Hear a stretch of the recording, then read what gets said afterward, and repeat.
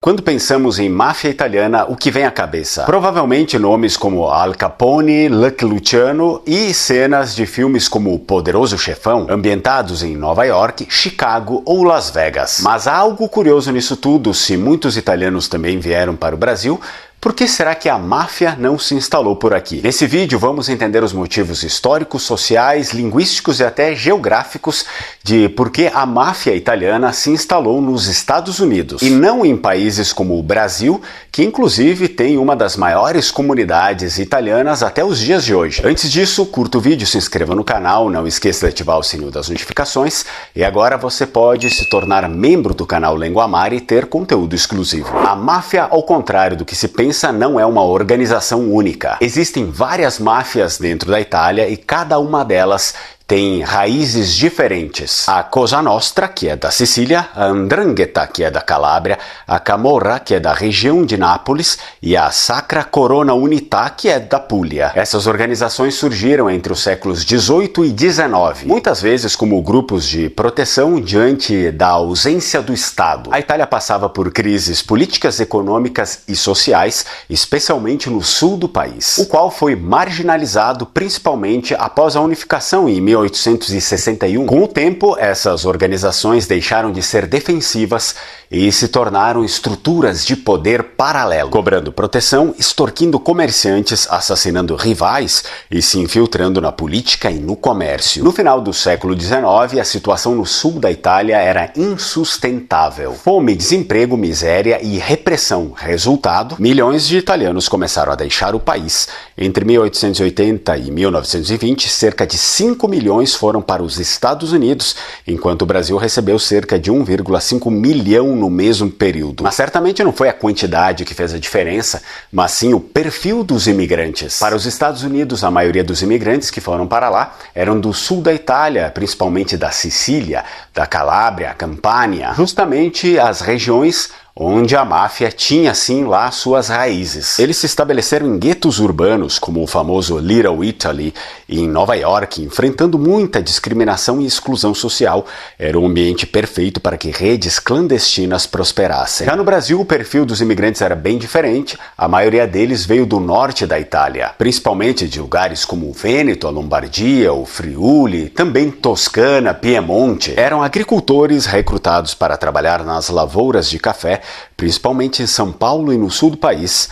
Eram, em sua maioria, camponeses católicos com perfil conservador, ligados à família, ao trabalho rural e à fé em Deus. A maioria procurava uma nova vida longe da instabilidade da Europa e não tinham qualquer ligação com o crime organizado. E aqui vai uma curiosidade que muitas pessoas não sabem, nem nos Estados Unidos, nem no Brasil. Os italianos que chegaram aquela vez sabiam falar italiano. Naquela época, o italiano, que é o toscano que conhecemos hoje, era a língua das elites, dos jornais, das universidades. O fato é que praticamente todos os imigrantes falavam línguas itálicas independentes do italiano. Nos Estados Unidos, os sicilianos falavam siciliano, que é uma língua com forte influência do árabe, francês e espanhol.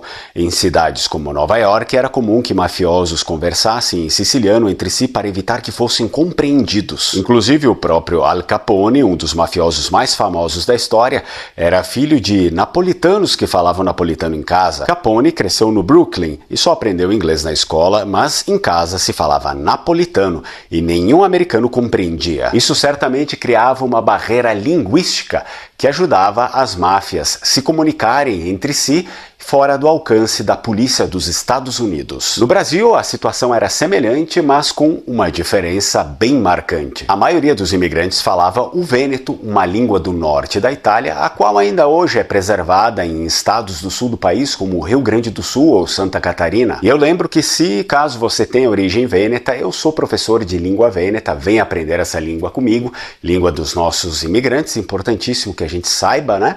E também, claro, tenho cursos de italiano, inglês, latim e bergamasco. Mas veja, enquanto muitas línguas do sul da Itália, como o napolitano, o siciliano, lá nos Estados Unidos, estavam associados à marginalidade, ao crime, o vêneto no Brasil foi associado à vida rural, à tradição, o trabalho no campo. Isto é, em vez de esconder crimes, o Vêneto sempre foi associado a rezas, a plantação, a conversa na hora da colheita da lavoura e também para educar os filhos. Mas embora a maioria dos italianos que vieram para o Brasil fossem do norte da Itália, também é claro que houve imigração do sul da Itália para o nosso país, especificamente de lugares como a Calábria, Basilicata, Campânia e, em menor escala, a Sicília. Eles vieram movidos com as mesmas razões as quais levaram seus conterrâneos aos Estados Unidos da América: pobreza extrema, desemprego, fome e a procura por uma vida melhor, fugindo das diversas instabilidades que a Itália recém-unificada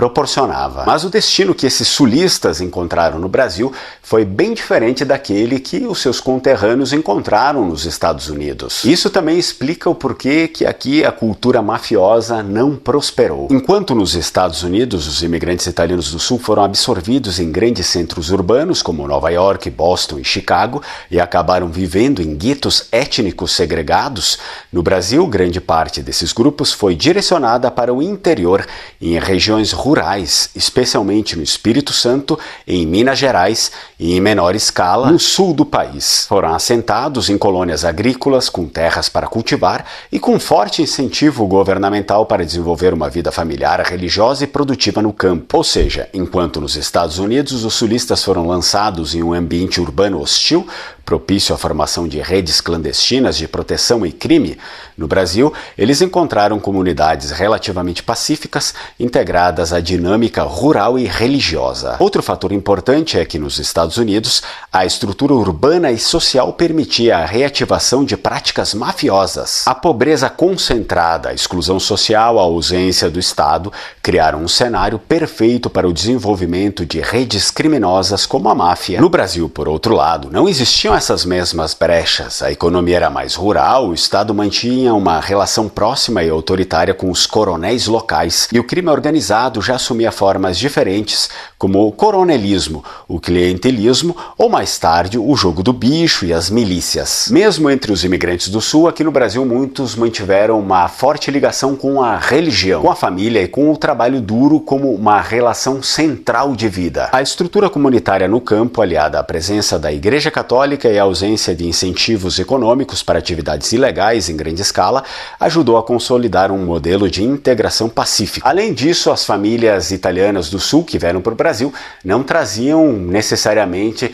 ligações, vínculos com outras famílias que tinham ligações com o crime organizado. Isso, como sabemos, aconteceu bastante no caso dos Estados Unidos. E muitos que não eram até então mafiosos chegavam nos Estados Unidos e reencontravam parentes que tinham ligação com o crime organizado e, submetidos à extrema pobreza, à segregação, tornavam-se eles também criminosos. Em resumo, apesar da presença de imigrantes do sul da Itália também no Brasil, o ambiente rural, a dispersão populacional, o contexto político da época e as condições econômicas não permitiram o desenvolvimento de estruturas mafiosas italianas como aquelas que surgiram nos Estados Unidos. Agora é necessário entender um pouco mais profundamente que os Estados Unidos forneciam um ambiente ideal para o surgimento de muitas máfias. Os italianos do Sul lá estavam segregados, sofriam preconceito, viviam em bairros étnicos e não tinham acesso fácil à justiça ou à proteção do Estado americano. Quando chegou a Lei Seca, entre 1920 e 1933, proibindo o consumo de álcool,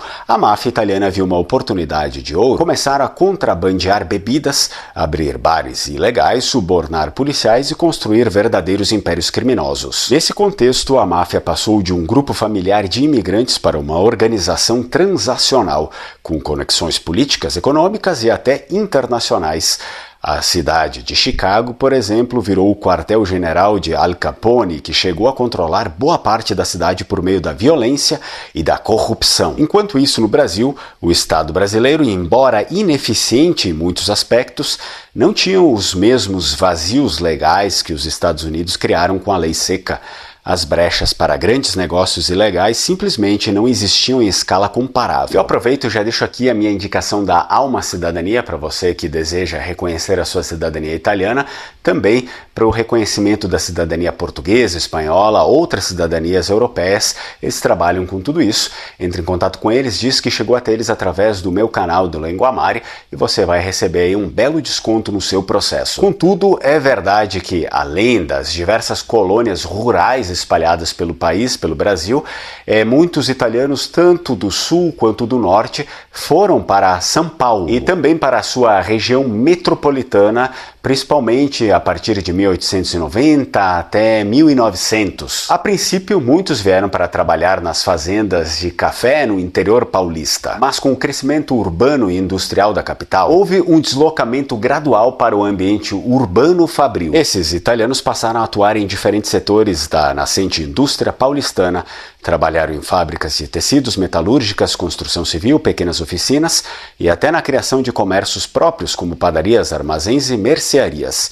Viviam em bairros operários como o Brás, a Moca e o Bexiga, lugares que até hoje carregam marcas da presença italiana. Apesar das dificuldades enfrentadas, jornadas exaustivas, moradias precárias, baixos salários e muitas vezes discriminação por parte da elite local, esses imigrantes não reproduziram o modelo de exclusão e violência urbana que havia em cidades americanas como Nova York. Um dos principais motivos foi a maneira como se organizavam social e politicamente. Os italianos em São Paulo, como no sul do Brasil, criaram sociedades de auxílio mútuo, clubes culturais, associações religiosas e sindicatos. A luta por melhores condições de trabalho se dava principalmente por meio da organização e da solidariedade. Para acrescentar, os Estados Unidos no final do século XIX e início do século XX eram uma sociedade majoritariamente protestante, especialmente as elites políticas, econômicas e sociais. Havia uma forte tradição anglo-saxã e puritana, a qual via com muita desconfiança principalmente os católicos e também os imigrantes latinos e os imigrantes do sul da Europa. A chegada massiva de italianos católicos, muitos dos quais eram pobres, analfabetos e com hábitos culturais muito diferentes, provocou um choque cultural. Os protestantes viam o catolicismo como autoritário, supersticioso, medieval e consideravam os italianos como incivilizados ou menos brancos. Isso se somava à desconfiança que já existia, por exemplo, contra os irlandeses católicos, os quais já tinham migrado há décadas antes para os Estados Unidos. E é interessante notar que, naquela época, muitos intelectuais chamavam os irlandeses como os africanos da Europa, evidentemente para rebaixá-los. E parece óbvio que durante muito tempo depois da Segunda Guerra Mundial, a situação dos italianos lá nos Estados Unidos não facilitou, já que os Estados Unidos lutou contra a Itália na Segunda Guerra Mundial. Agora aproveita e me deixa aqui nos comentários se você já ouviu algumas bobagens aqui no Brasil, como eu já ouvi, por exemplo.